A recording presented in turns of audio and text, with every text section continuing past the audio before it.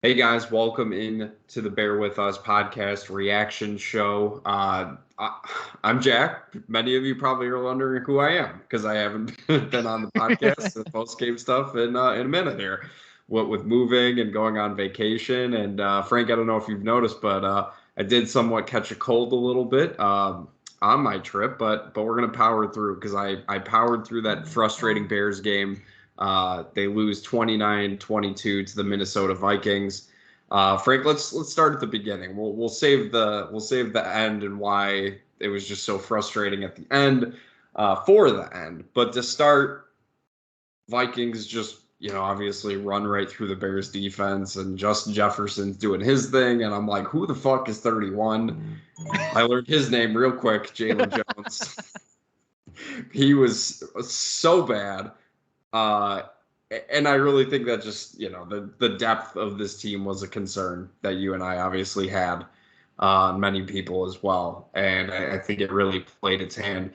What did you think about, the Bears defense just overall? We can talk about it just, in a more big bubble, I guess. Obviously with no Jalen Johnson, their best corner. What did you think of the defense today overall? They're talent deprived. I mean, let's throw that out there. The linebacker core is bad. The defensive line, especially with the way that Robert Quinn has played this year, just isn't good. He had to be elite for this group to be at least solid, and he has not been. The one thing I will say, with that said, Alan Williams deserves a little bit more credit. I think that he's getting his second half adjustments. I know they've been getting torched in the first half, and they can't really stop the run in either half. But it's clear that he knows what he's doing. Him and Eberflus are making really good adjustments at halftime because every week it's a totally different defense in the second half. There comes a degree where you can only do so much with the talent that you have on the field. Um, you know, the corners haven't been great, especially with Jalen Johnson out. I think Roquan hasn't been the guy that you thought he would. The rest of the linebackers, they're 1-year deals. It's it is what it is. You were sort of plugging holes there. The only thing for me, Jack, that I wanted to make sure I highlighted, because we've given him grief, and I think rightfully so. Kyler Gordon, 2 straight plays, 2 straight really fucking good tackles to stop a drive. That's the type of stuff I need him to build on.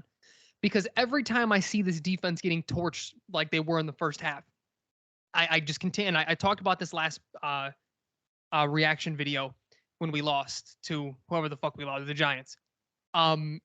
Anytime the secondary gets torched, it makes me think, why isn't Alec Pierce and George Pickens both on this team?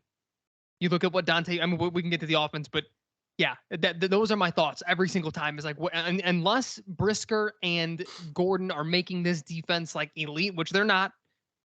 What were we doing? Because I thought it then too. We both thought it then. But what were your overall thoughts on the defense? I thought it was a complete mismatch in terms of talent, right? You're playing one of the best offenses in the league with 2 premier superstars and a very good quarterback who was just unstoppable in the first half. I mean, just Kirk Cousins, you felt like he was going to complete every single pass he was throwing because the Bears were basically letting him. Like they were playing the soft shell. I didn't really understand not pressing at all in regards to just sort of letting him do whatever he wanted and get open and then create space. It just didn't really seem to make sense. I get you don't want him to beat you, but at the same time, you can't just let him do whatever he wants out there. He's going to kill you, and that's exactly what we saw. I totally agree with Kyler Gordon. I thought he played very, very well in the second half. Right, his first half a little bit rough. You're starting to kind of question that a little bit. Brisker, I mean, he's a safety, right? How many elite plays can he really make? Roquan, I mean, come on, man. Like the dude is just invisible today. It just straight up invisible. And you can't have that if you're going to be the highest paid linebacker in the league. You have to make an impact. The rush defense was bad. Of course it was, because this team just isn't very good right now. A name that just sticks out to me, Frank, because you touched on a lot of stuff, a lot of the big stuff, but Al-Qadim Muhammad, man, I thought he could have been something in this defense. and he just has not done anything. He's just there was no pass rush, especially in the first half, and that's why you're getting Kirk Cousins completing 17 passes in a row. Like regardless of the coverage, you have to put some pressure. And I didn't think Allen Williams did a good job in terms of calling blitzes in the first half. I thought he got creative with it in the second half, and you started to see that defense or the defense make some stops. They just didn't blitz. They didn't put any pressure because they were so scared of Justin Jefferson doing his thing that they couldn't take a chance. And I like the aggressive nature at the end of the half. Last thing I'll say on the defense, and it goes into the offense as well, Frank, is this team, I don't think they can afford to do what they're doing right now in terms of being that second half adjustment team. You gotta adjust, make mid-game adjustments as well. You have to. You can't just wait till the halftime to see kind of what's working and what isn't. You can't do it. It's just not going to work. I agree, and I don't know how much we're going to see of that on the defensive end, because I do think, and we didn't feel this way coming in, but as the season's going, with injuries and such, I think the defense is more talent deprived than the offense, which is saying a lot. So but on the offensive side, I think we'll see the need for less adjustments, and I think we'll see more adjustments when they are needed as this team continues to form an identity. I would like to believe, and this is me segueing into the offense, Jack. I hope we're done. I don't really want to talk too much about the defense. Yeah. I would like to think that this is a step in the right direction for the offense as a whole, because that second half, that's the product I thought we would get this year. Not world beaters, not a top 10, top 15, but a fun, watchable, move the sticks offense. It's just unfortunate these last 2 years when Justin Fields is making some fucking magic happen. These refs just, that was not a block in the back, or what do they call it? A block in the back or hold, whatever they call it. That was not a penalty. On Amir Smith-Marset, and that's not the last time you'll hear his name, unfortunately. Yeah, I know. But can I just say really quick, and that's not exclusive to this. We talk pretty much specifically Bears on this podcast, but this is something that's been happening over the last couple of years in the NFL that I do not want to see continue. Flopping cannot make its way to the NFL. It's the last sport that doesn't really have it. You'll see him every now and then. They have to nip that in the bud. He sold that like crazy, and the game is too fast. The game is way too fast, where if referee sees something that in the corner of his eye that looks egregious, he's probably going to call it. And it's hard for him to blame. I mean, it's hard to blame him because you're flopping around like you just got fucking sniped, from the top of the stadium. And that's exactly what he did. But all in all, the offense in the second half, it's everything that we've been asking for. Outside of maybe a little bit more misdirection, I would like to see a little bit more of that. But the quick throws, the easy throws, get Justin in rhythm, let him roll out. I guess the other thing was, stop running the ball every fucking first down. They were so primed for a play action fake on a first down. They probably would have had Mooney wide open down the field had they just done it once. But the middle of the field was finally utilized. Like Cole Kmet had a really good game, and he still doesn't look like the impact player that we thought he would be. But that's like the baseline of what you can do with a tight end in this league. He caught the ball. Which is all you can ask him to do. Exactly, and he was relatively open in the soft, the middle of the field being really soft. But yeah, the other thing, and I'll throw it to you, Jack. Justin, I mean, just the eye test. People are going to look at the stats and say maybe he missed the guy but look at how he looked in the pocket. Even comparing last week, you're starting to see that progress again, where it's like the processor has sped up. He's feeling the pressure. He's rolling out. He actually moved up in the pocket a couple of times this game, and I was really excited about that. I think the next level for him is going to be when he rolls out to look to throw a little bit more, but it's also hard to say that right after the game because I haven't seen the all 22, and these guys, knowing the wide receiver talent, they maybe just weren't open at all, because that's what it was like last week when people were like, he has to look to throw, and you watch the all 22 and people are just swallowed up. Like, what the fuck are you supposed to do? Like, you have to run the ball. But Justin, these last 2 weeks, he has looked like this is really my last thing with it is how do you watch these last 2 weeks if you know what you're watching as a football fan and say, yeah, we need a new quarterback next year? You have to ride this out and get him weapons and then make him prove to you that he's not the guy, because these 2 weeks, this is the Justin Fields that I expect.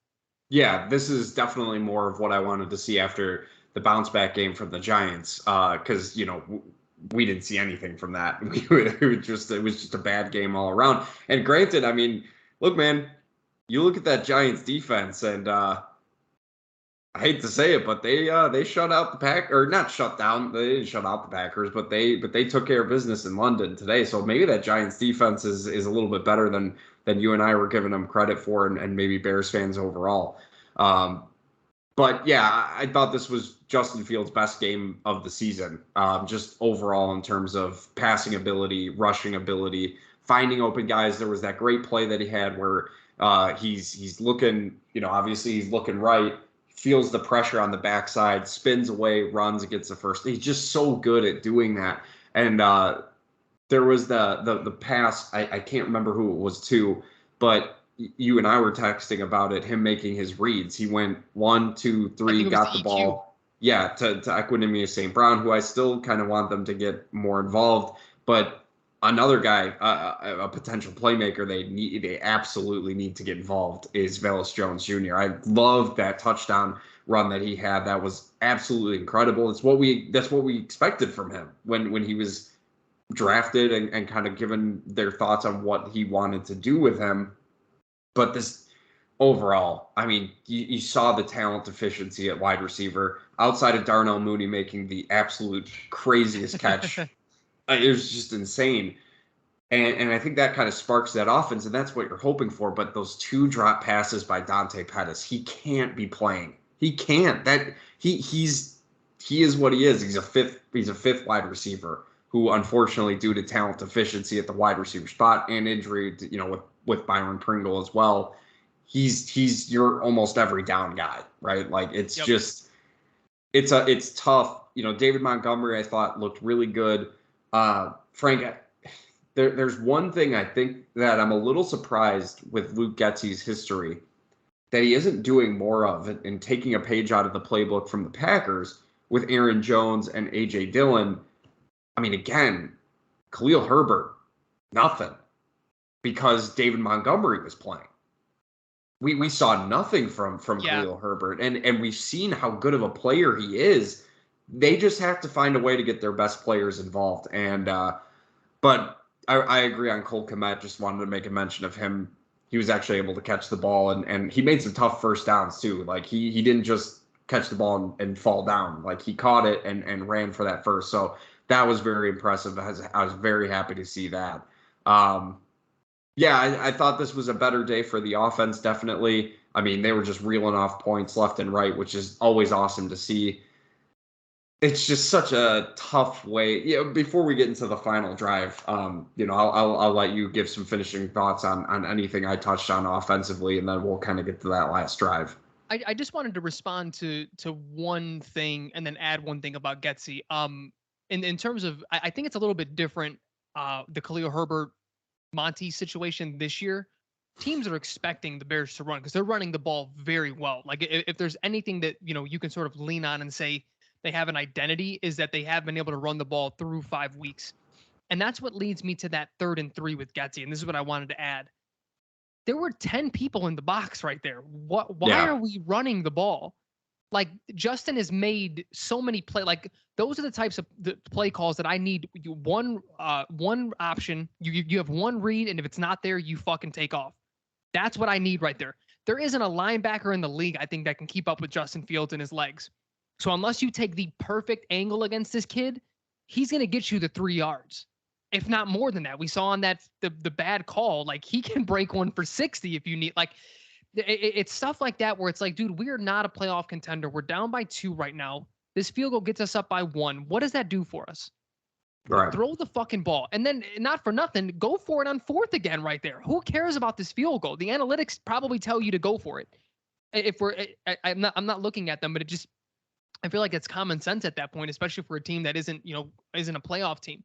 But yeah, again, overall, I'm hoping that we look back at this week and we have more weeks like this and we're like, that was it right there. This is what it took. It started to move. I think the only other thing, we'll get to it afterwards. Let's talk about the last drive. Yeah, I mean, so obviously the Vikings come down pretty much as we expected. They weren't going to not score, whether it was a field goal or a touchdown. I don't think either one of us were really expecting the defense to completely shut them down after sort of what we'd seen throughout the day. Would have been nice, but obviously that did not happen. And I texted you. I thought it was a good opportunity for Justin Fields to prove that that he's the guy. Unfortunately, we never really got to see that because he made some really, really great plays. And a good throw too to Amir Smith-Marset, and I think he got caught up in, it's his old team. He's trying to make something happen. I get it, but you have to get out of bounds. You have to know the situation. You don't have any more timeouts. The 2-minute warning is gone. You have to get out of bounds. And what happens when guys try to make something happen, Frank? They turn the ball over, and he just had it ripped away from him. I mean, it was a great play by the corner Dantzler. But it was just such a frustrating way for that game to end like that because this was Justin Fields' best game of the year, and we saw him making some really, really good throws. His accuracy was there. I felt confident they were going to be able to score, especially with the pass completion to Amir Smith-Marset. It was a great throw. And then just to see it, like, it doesn't even feel good, Frank, in the sense that, like, the losses we were hoping for last year, where it's like, Justin shows us that he can win some games. Defense is the one who sort of loses it, especially because they didn't turn the ball over. And it's just a bad taste in the mouth right before the end of the game. Honestly, I'd rather Justin throw a pick in the end zone or something because we're going for it. Like, right. That would have felt better. And it's like, he can learn from it, go from there.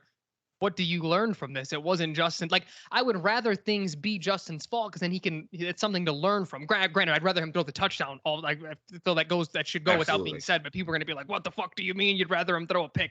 People don't always understand layered thinking, but yeah, that was an annoying way to end it because you just completely took the ball out of Justin's hands there and didn't let him be the deciding factor.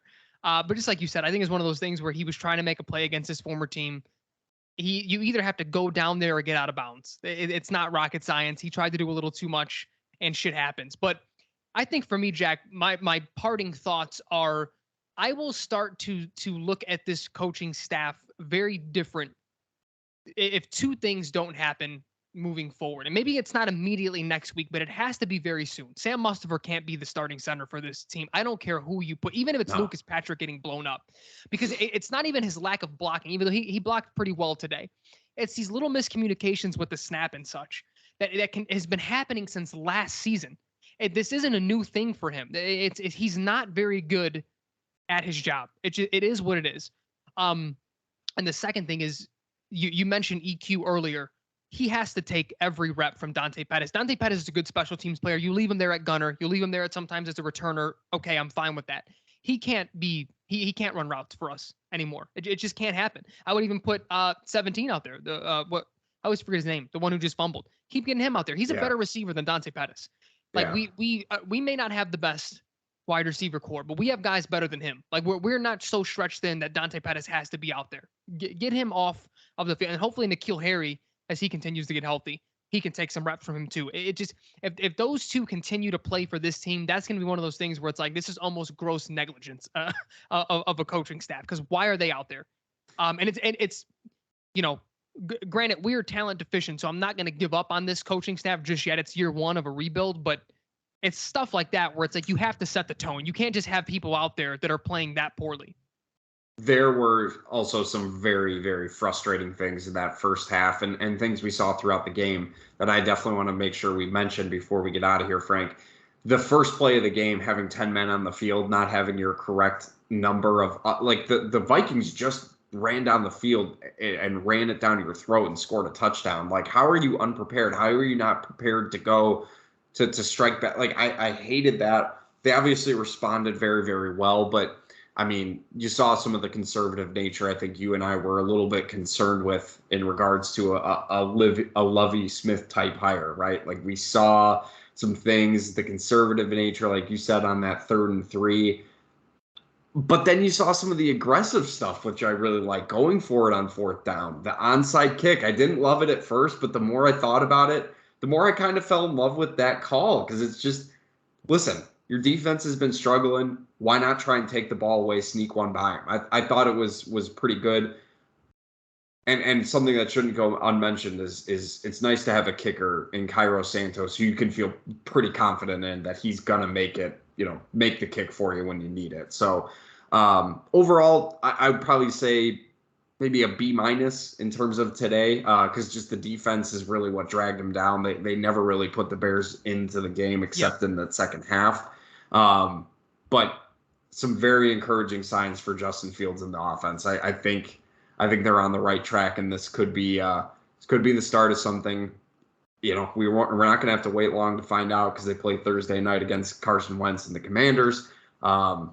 Hey, if the Bears can be aggressive and play the way they did today, that may be a sneaky good game. Just knowing how reckless Carson Wentz is, but it's like reckless where sometimes, I mean, I'm watching Red Zone and this dude's, he's got some weapons. They're making plays for him, so that can be a sneaky good game if the Bears don't play super conservative and boring.